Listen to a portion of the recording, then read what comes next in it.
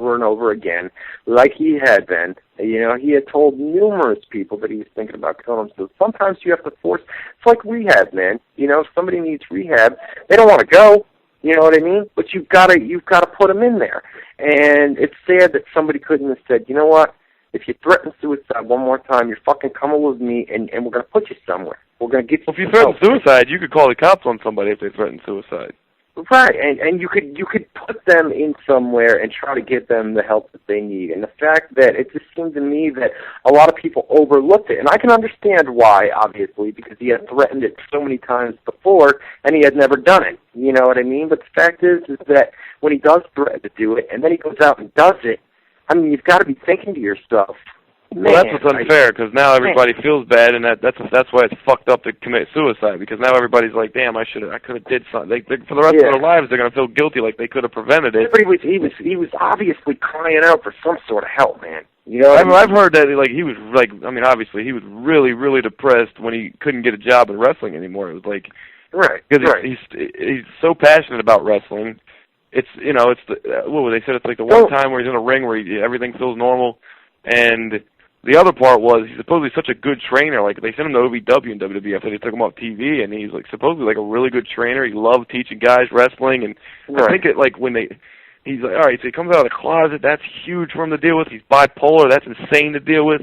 He's got a drug problem. That's not fun. But a lot of people they take away his passion from him, and he's got no way to, you know, he's like, damn, that's the only thing I had, and I don't have that anymore either. A lot of people that commit suicide, you know, they don't leave notes, and they don't tell people that they're going to do it. And, you know, it's people like that you can't go out and you can't get them help, because some people do it, and they just don't leave any explanation as to why, and they don't tell people that they're depressed. You know what I mean? He was calling for somebody, man, for somebody to help him, the way that he kept telling numerous different people that, man, I'm in rough shape right now. And it's just sad that, you know, somebody couldn't have helped him, because it's not like it came clear out of the blue and nobody expected this to happen. Not that you would ever expect anybody to commit suicide, but yeah, you know what I'm saying, dude. I got to disagree with you, bro.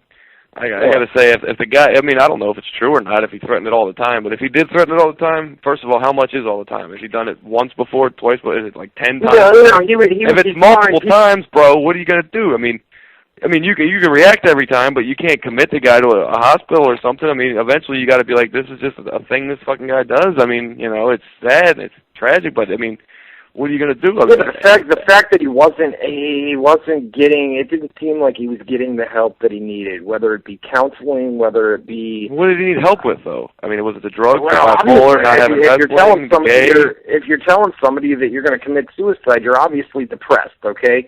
So go. Let me say this. If somebody he's obviously depressed, but about what? What do you help him with? If somebody came to me and said to me, "Hey, man, I'm real serious. You know, I'm real depressed. I'm thinking about suicide. This and that." You have to get him some sort of help. You would have to. I don't care. Call the cops. Call the police. Something, dude. Do something. I was going to say. Let me give you for instance. Say I called you tomorrow and said, "Bro, I'm really depressed. I think I'm going to kill myself." What do you do? I would... You got to do something according to your own rules. What are you going to do? Reggie, stop! I would... Your dog, I'm going to kill him.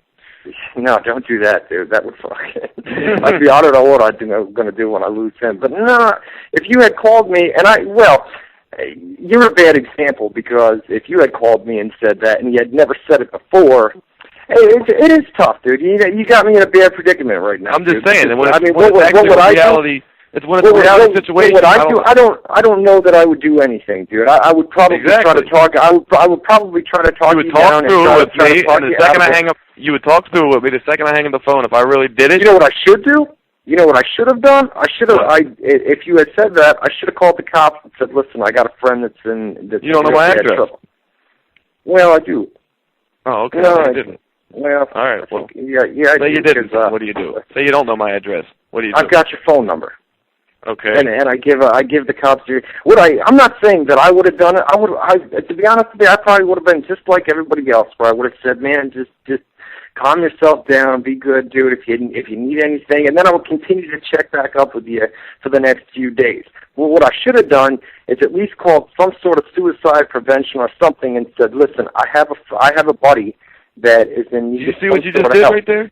you said I would do this, but what I probably should have did. Like, you didn't even have the situation presented to you in real life, and you're already saying, I understand. I would have done the wrong. I would have done. You're openly admitting, even if you haven't even done it yet, and you're openly admitting that you would do the wrong thing, but you wish you would have done the right thing. And you know what? A lot of other people did the wrong thing too. A lot of other people didn't call a suicide prevention place, or a lot of other people didn't call the cops.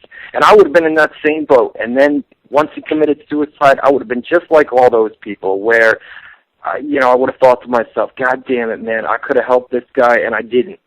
I'm not saying that I would have done the right thing either. You know what I mean? But what you should do, and maybe we should take this as a lesson to be learned, is that if somebody does threaten suicide, you've got to call. You've got to call somebody, and you've got to get them the help that they need, whether they want it or not. Get graphic and personal? I got a lot of experience with this subject with my family. Well, my sister has threatened it 1,000,000 times. She got into slicing on the wrist, something they call slicing. Right. Cut the fucking. I don't even understand how you could do that to you. Oh God, it makes me sick to my stomach. Yeah, and you would do it all the time. You didn't do anything. No. Let me do anything to get her help. I would be out of town, and she would say stuff like, I'm really depressed, or I would hear it secondhand, like my mom would tell me, your sister's in bad shape. She was slicing her wrist the other night. What can I do? I'm in New York. She's in Florida. But then not too long ago, right before she moved, she was at the old house when everybody split apart, and then I'm here at the new place. She sent me some text messages, and I knew she was depressed already. I had known she was having a rough time with drugs and shit.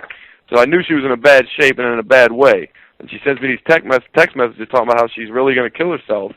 And I didn't even think. I got up because it felt like the real one this time, and I walked all the way over to the house, which is like 2-3 miles from here. And I fucking ran half the way. I'm not in great shape after. That's within. I got over there. I went in the house. She's on the bathroom floor with a knife. I tell her, you're coming with me. I make her stay here. I give her a nice dinner. I try and calm her down, and then she was fine. So there's no way to know how serious it is if it's something that you hear over and over again. You can't tell. Okay. I can tell from experience. Yeah, okay. The first time I heard it, I'm like, oh shit, what can I do?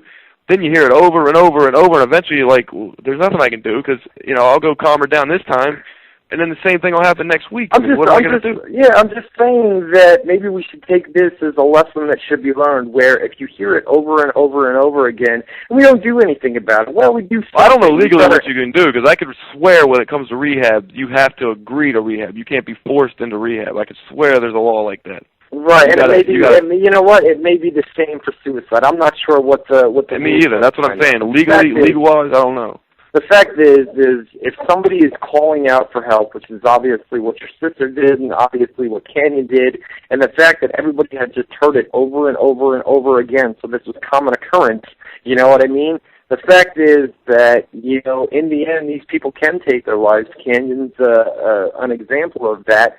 And, I'm not saying that I would have done it either. I probably would have done the same exact thing and just did what everybody else did and basically let them have a few days and calm them down. But the fact is, now that it's been done, now that he committed suicide, these people have got to be thinking to themselves, damn, man, why didn't I fucking call somebody? Why didn't I call a suicide prevention? Anything, dude, anything. And I'm sure that those people feel just as bad as, I would if I was in a situation like that, dude. But in the end, who's the bad guy? Them for not doing anything or Canyon for killing himself?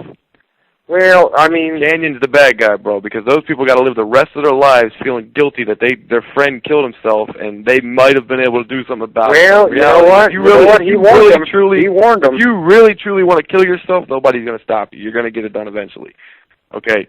So to live the rest of your life thinking, damn, I could have stopped it. This guy's not here no more, and it's my fault. That's fucked up.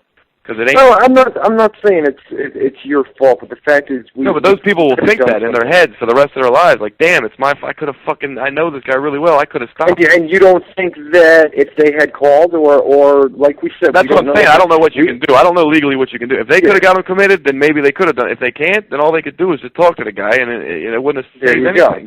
Exactly. That makes perfect sense, dude. But if there are no laws in effect where you can go out there and you can force somebody to go into a suicide prevention, and god damn it, dude, every fucking Tuesday, if this is somebody that is, dude, son of a bitch, dude. Thank God we're almost done here, dude, because it seems like every fucking Tuesday, dude, no matter if I tell people, listen, I got a radio, it's just somebody always stops by, and then when he walks in the door here in a couple minutes, dude, and he sits here behind me, it's very, You know how it is. I started the show off with somebody sitting right in front of me, like a half inch from my face. Like, how the hell can I sit here?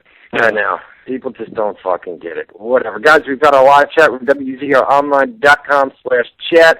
The Canyon deal, I mean, we'll move on from that. Basically, it's, I mean, you can tell by our banter back and forth that, you know, it's just an unfortunate situation, and it's sad that, you know, nobody could have helped them, but I can understand where these people are coming from, where it was common occurrence, and, you know, they were just so used to hearing it, and then when it happens, it's heartbreaking, you know what I mean? So, yeah. It does. What was up with the